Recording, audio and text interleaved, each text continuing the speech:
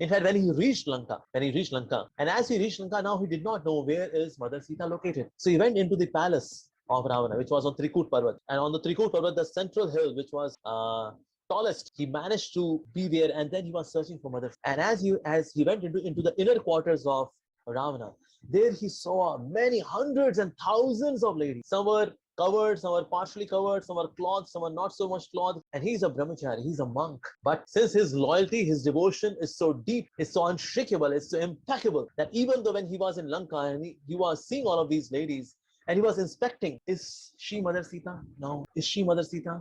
No. Is she Mother Sita? No. But he did this in service to Sri Ram. Finally, he reached Mandodari. Now, Mandodari was exact replica of Mother Parvati. So after seeing Mandodari, he said, yes, I have found Sita.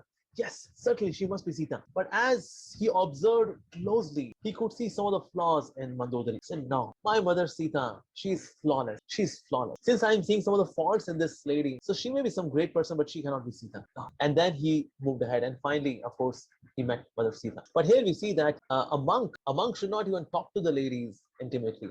What to speak of seeing them, and that too when they are not properly clothed. But his devotion to Sri Ram was so thick that there was not even a tinge of contamination in his heart, in his consciousness while doing this seva. So he is so very exalted in his loyalty to Sri Ram. Wow. So that's the quality which we learn from